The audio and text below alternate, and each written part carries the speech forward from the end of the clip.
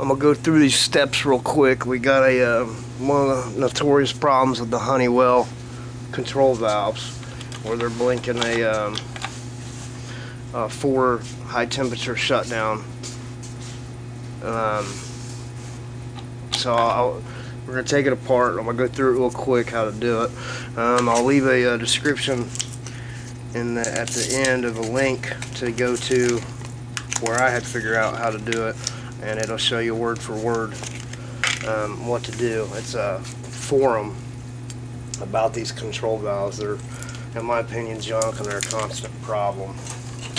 But at any rate, on the bottom side here, they've got 2 screws, and, or at least, I swear there's another one in there. Maybe it's just the one.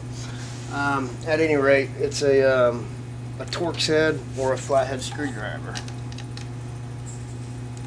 You're going to need a small screwdriver, a 9-volt battery. It could be almost dead, the 9-volt. Some test leads, or I'm using the leads off of my electric tester. So we got that screw out of the bottom. Then up top there's these 2 pieces that you have to press down to get it to pop out. I swore there was one more. No, I guess not. Okay, then on the inside you're going to have your wires so that you can get everything away from it a lot easier. Just bend that down and pull that wire out to get it away. They say to unplug that in there. There's only one way for that to plug back in. Okay. So then, on this one, we've bypassed the limit switch in there just by putting it together. You know, linking those 2 together. And anyway, this is a total different problem. This probe or knob there, it's a little hard to see. There we go. Now I can see it. This one's your negative. This one's for your pilot. And this one, I believe, is the control valve. So, again, I'm using my test leads from my electric tester, which I wish they had the alligator clips on them, but they don't. Man, I'm probably going to have you help me.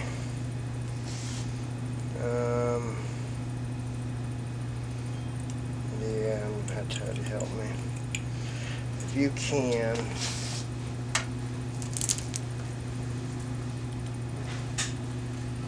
hold those on there some way, somehow. Let me see if I can do it like this. There we go.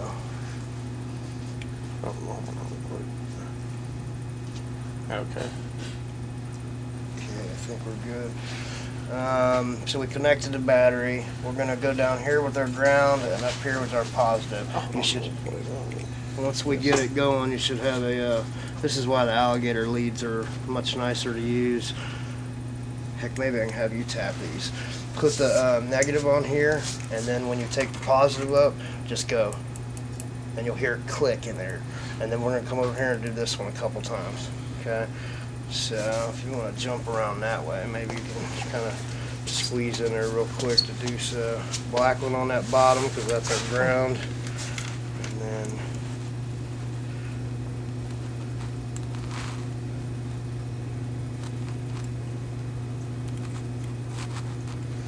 crap, this is tricky without test leads. Here, I can even hold that negative. If I can get this back on here like it needs to be. Sorry, we're having difficulties because hear that clicking. I don't know if you can hear it on the. Let me show that what you're doing there. Okay, go ahead. And if you, I don't know if you can see it, but there's a little tiny spark in there. Anyway, what that's doing is opening our valves. Go ahead and do that one over there too.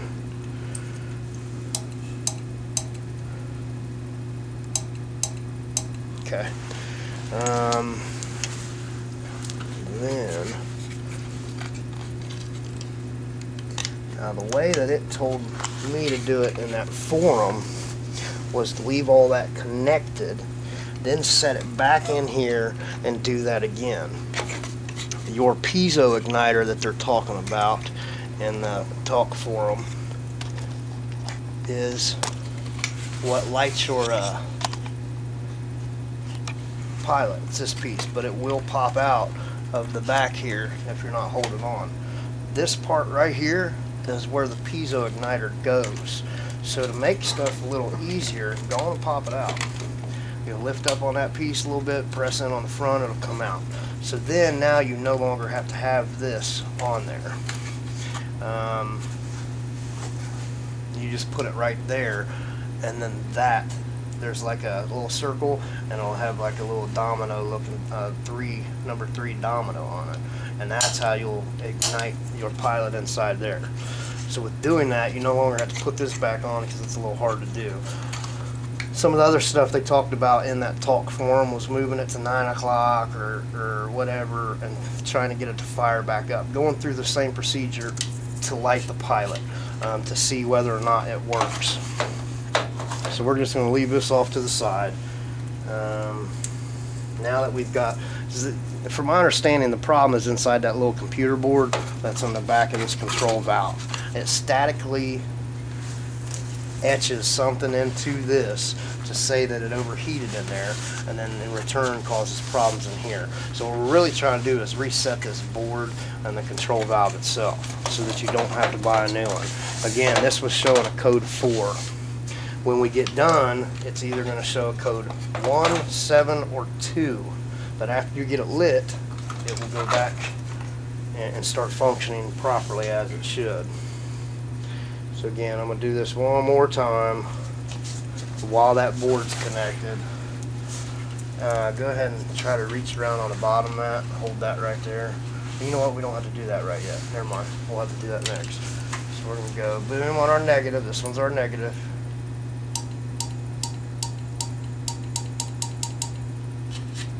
That noise is actually the valves inside here opening up. It ain't this tapping on it.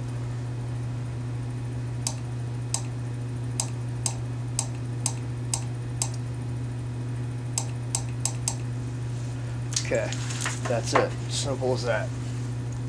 So now what we're going to do is we're going to have to be down in there, I bet. Not 100%. No, because it's telling it what to do on there. So then I should be able just to... Oh, that's the other part I forgot to tell you. When you depress this button to get the gas to come in, it's actually hitting here. So all you need to do to try to get that pilot fired up is depress this little brass piece, get your piezo igniter on there. It may spark you, be careful. And then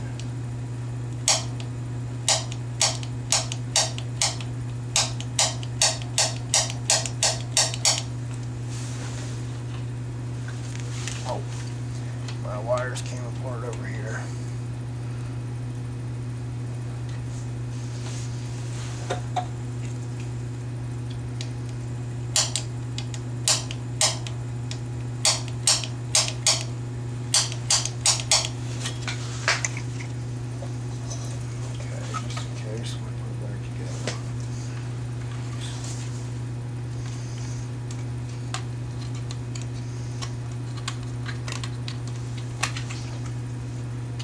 I never did look at the code to make sure that's what this one was throwing. I just went off of memory. I hope that's what it was throwing this time.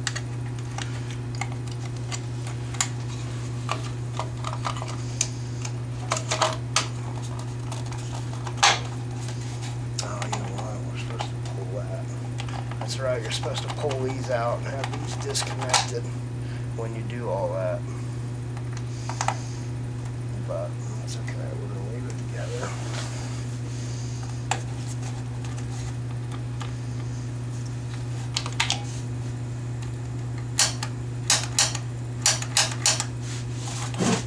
Okay, it's lit inside there now.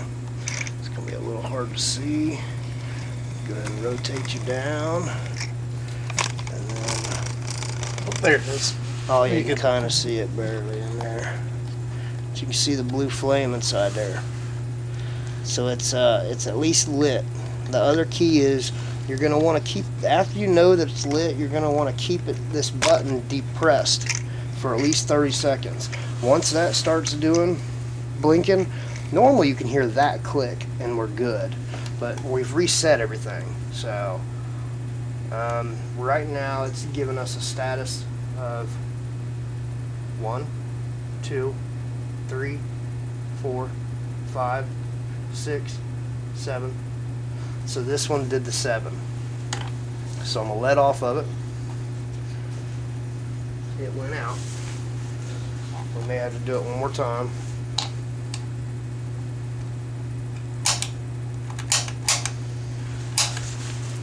Okay, it's lit again. It normally takes a couple seconds for it to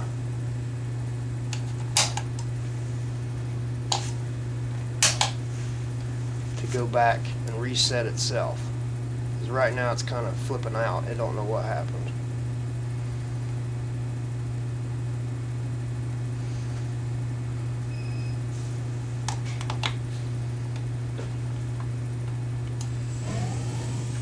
And now it's fired up. Okay. So we know it's at least working. It should end up resetting itself to where it's working as it should. We're going to let it run for a moment to see what happens. I've only had to do this 3 different times and they're spread apart.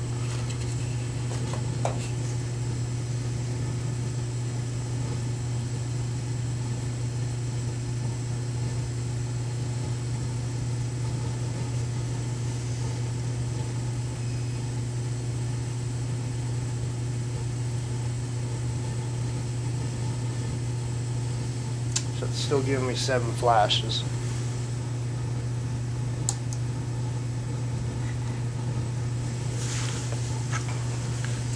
Airflow on the bottom ain't the greatest.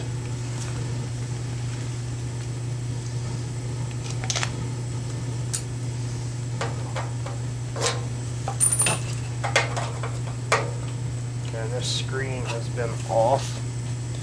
You see how dusty it is? All that dust through a number of years is now on the bottom because it just hadn't been took care of as it should. So in order to bypass that opening on the bottom, I'm going to open that chamber just a little bit. Does any other single place give you as much trouble as our store does? No, not normally. These darn Whirlpool water heaters, they are a pain in the butt. They probably bought it because it was cheaper, or they only get so much money to put them in, so they went with the cheapest unit possible. I can't stand Whirlpool water heaters. But I guess if it wasn't for them, as far as working on a water heater, I'd be out of work. Yeah, because I remember the old water heater we used to have was a much shorter one. It was also like up there. Oh, and yeah. When they switched them out, they got this one. Okay, so now I'm going to shut this off to see if I can't get it to reset itself. Last time it reset itself by itself. So here it goes. I don't know what to do. You remember that? And maybe I'm forgetting a stage in this because I did, like I said, I've only done this a few times. But the other 2 times, it was because of that forum that taught me what to do inside there. And I had to go to Tyler Torque, and under his forum he kind of describes how to take all this apart. And then if you go down further in the forum, you'll find a person called I want to say Daniel Boone, but I think it was David Boone. Is that right? I don't remember. Anyway, it's something. It's either Daniel or Dave Boone down in there on his forum. It will go in the description about the V-shaped prongs. And if you read through their stuff step by step, it'll perfectly tell you what to do and how to get these things working as they should.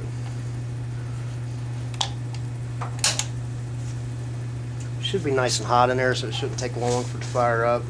I still have this depressed. Once we start blinking, we're good. Let off.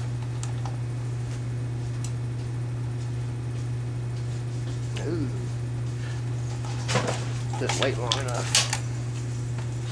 1, 2, 3, 4, 5, 6, 7, 8, 9, 10, 12, 13, 14, 15, 16, 17, 18, 19, 20. There we go.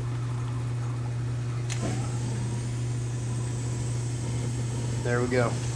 It's reset itself completely now. So if you notice, it's only doing one flash.